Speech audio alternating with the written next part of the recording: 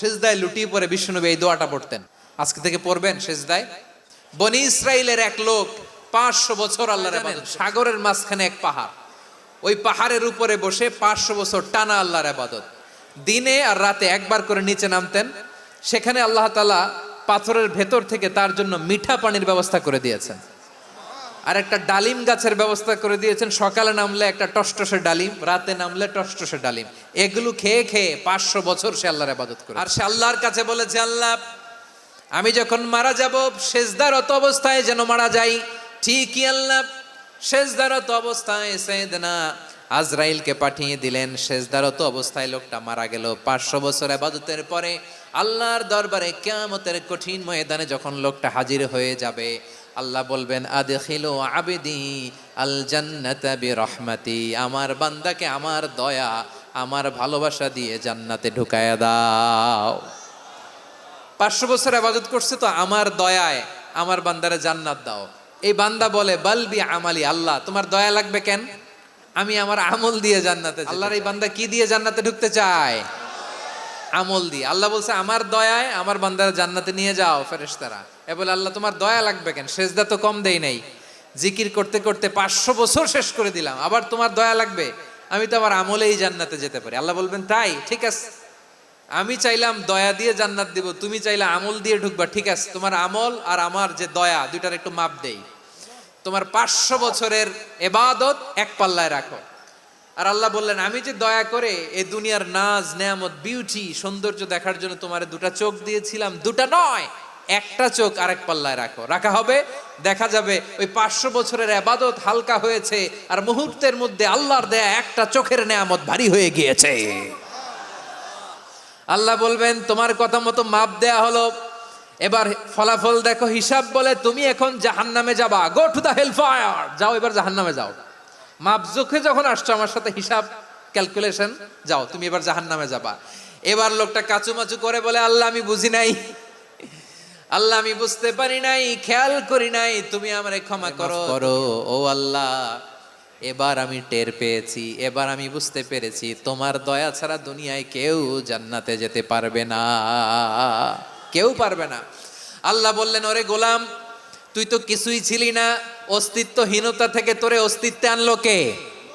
ওই ছোট্ট শুক্রাণু থেকে মায়ের পেটে 9 মাস ধরে খাবার দিয়েছে কে? আবার সুস্থতার সাথে দুনিয়ার বুকে তোরে ডেলিভারির ব্যবস্থা করে দিল কে? আবার তোর মায়ের বুকের ভেতরে 2টা খাবারের লাইনের ব্যবস্থা করে দিল কে? আবার তোকে শৈশব পেরিয়ে কৈশোর পেরিয়ে তারুণ্য, তারপরে যৌবন, এগুলো দান করলো কে? তার চেয়েও বড় কথা, পাহাড়ের মাঝখানে সাগরের মাঝখানে 500 বছর ইবাদত করার শক্তি তোর গায়ে দিয়েছে কে? এই সাগরের মধ্যে লোনা পানি লবণের পানি মুখে দেয়া যায় না, সেখান থেকে আমি পাহাড়ের ভেতর থেকে মিঠা পানির ব্যবস্থা করে দিলাম। ওই জায়গায় তোরে রিজিকের বন্দোবস্ত করলো কে? সকাল বিকাল 2 বেলা টসটসে ডালিম খাওয়ার ব্যবস্থা করে দিল কে? তোর আবদার ছিল আল্লাহ আপনি আমারে সেজদারত অবস্থায় রুহু কবজ করবেন, তোর শেষ আবদারটাও পূরণ করেছে কে? ও গোলাম আমার রহমতের তুলনায়, আমার নেয়ামতের তুলনায় তোর 500 বছরের ইবাদতের কোনো ওজনই হবে না। গোটা বিশ্বের কেউ কোনোদিন আমার জান্নাতে ঢুকতে পারবে না আমি আল্লাহর দয়া ছাড়া। হুয়ার রহমানুর রহিম, তিনি দয়াময়, তিনি মেহেরবান। জিব্রাইল আলাইহিস সালাম বিশ্বনবীর এই লম্বা হাদিসটা যখন শোনালেন, আমি যা যা বলছি এটা বিশাল এক হাদিসের অনুবাদ, বললেন ইয়া মুহাম্মদ এই দুনিয়ার সবটাই চলে আল্লাহর রহমত দিয়ে। হাদিসের শেষ কথা, সব চলে আল্লাহর কি দিয়ে? তখন বিশ্বনবী সাহাবাদের বললেন ও সাহাবারা শোনো, আল্লাহর জান্নাতে কেউ কোনোদিন প্রবেশ করতে পারবে না তার রহমত ছাড়া। সাহাবারা বললেন ইয়া রাসূলুল্লাহ আপনিও না, আপনিও কি আল্লাহর রহমত ছাড়া প্রবেশ করতে পারবেন না? বিশ্বনবী বললেন না আমিও না, আমি বিশ্বনবীও আল্লাহর জান্নাতে আল্লাহর রহমত ছাড়া ঢুকতে পারবে না, তবে কিয়ামতের দিন আল্লাহর রহমত আমার চারদিকে বেষ্টনী দিয়ে থাকবে। আল্লাহ নিজের পরিচয় দিয়ে বললেন আলিমুল গায়বি ওয়াশ শাহাদাতি রহমানুর রহিম, আমি হলাম রহমান, আমি রাহিম। আল্লাহরে চিনছেন? আল্লাহ বলছেন আমি হচ্ছি আল মালিক, আমি কি মানে সম্রাট। আল মালিক মানে হচ্ছে দ্য কিং অফ কিংস, সব রাজার বড় রাজা, মহারাজা। তার চেয়ে বড় রাজা আর কেউ নাই, তার চেয়ে বড় সম্রাট আর কেউ নাই, তার চেয়ে বড় ক্ষমতাধর সত্তা মহাবিশ্বে দ্বিতীয় কেউ নাই। চিৎকার করে বলেন ঠিক কিনা? তিনি আল মালিক। আল মালিক মানে ক্ষমতাধর, ক্ষমতার মালিক। আমার আল্লাহর আরেকটা সুন্দর গুণবাচক নাম হচ্ছে আল মালিক। কি নাম? আল মালিক মানে দ্য কিং, রাজাধিরাজ, সব রাজার বড় রাজা, মহারাজা। এরপরে 4 নম্বরে আল্লাহ বললেন আল কুদ্দুস, তিনি হলেন আল কুদ্দুস। আল কুদ্দুস মানে হচ্ছে অতি পবিত্র, মহাপবিত্র, দ্য অ্যাবসলিউটলি পিওর, যার কোনো খুঁত নাই। আল্লাহর কোনো খুঁত আছে? তিনি মহাপবিত্র। আল্লাহর পবিত্রতা যখন আমরা বর্ণনা করি আল্লাহ খুশি হয়ে যান, কারণ তার সত্তার একটা বৈশিষ্ট্য হচ্ছে তিনি আল কুদ্দুস।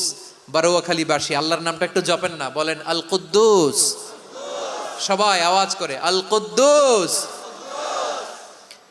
অতি পবিত্র, তার মধ্যে কোনো অপবিত্রতার ছিটে ফোঁটা নাই, মহাপবিত্র, the most pure, the most holy, অতি পবিত্র।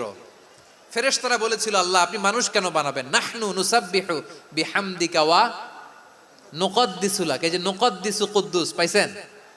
তারা বলেছিল আল্লাহ মানুষ কেন বানাবেন, মারামারি করবে, আমরাই তো ভালো, আমরাই আপনার মহিমা বর্ণনা করি, আমরাই আপনার পবিত্রতা বর্ণনা করি। নুকদ্দিসু লাক তার মানে আল কুদ্দুস। আবার আমার নবী যখন সিজদায় লুটিয়ে পড়তেন, আম্মা জানা এসে বলেন আমরা তো সিজদার মধ্যে সুবহানা রাব্বিয়াল আলা বলেই শেষ, কিন্তু বিশ্বনবী তাহাজ্জুদের নামাজে, নফল নামাজে, সুন্নত নামাজে 3 বার সুবহানা রাব্বিয়াল আলা তাসবিহ পড়ার পরে তিনি পড়তেন সুবহুন কুদ্দুসুন রাব্বুল মালাইকাতি ওয়ার রূহ। সুবহ কুদ্দুস রব্বুল মালাইকাতি ওয়ার রূহ। সিজদায় লুটিয়ে পড়ে বিশ্বনবী এই দোয়াটা পড়তেন নফল নামাজে, সুন্নাত নামাজে কিংবা তাহাজ্জুদের নামাজে। সুবহান রাব্বিয়াল আলার পরে কি পড়তেন? সুবহুন, আওয়াজ করে বলেন সুবহুন কুদ্দুসুন রব্বুল মালাইকাতি ওয়ার রূহ। মানে আল্লাহ আপনি প্রশংসিত, আল্লাহ আপনি অতি পবিত্র, আপনি সব ফেরেশতা কুলের রব, ফেরেশতাদের সরদার জিব্রাইলের রব। সুবহানাল্লাহ। আজকে থেকে পড়বেন, সিজদায় পড়বেন নাকি হুজুর নামাজে তো পড়ি না? হ্যাঁ, এরকম নফল নামাজে, তাহাজ্জুদের নামাজে, সুন্নত নামাজে সিজদার যে তাসবিহ সুবহান রাব্বিয়াল আলা 3 বার পড়ার পরে আমার ভাইরা, মহিলা প্যান্ডেলে আমার যে মায়েরা বোনেরা আছে, 3 বার সুবহান রাব্বিয়াল আলা পড়ার পরে পড়বেন সুবহুন কুদ্দুসুন রব্বুল মালাইকাতি ওয়ার রূহ। পড়বেন তো ইনশাআল্লাহ?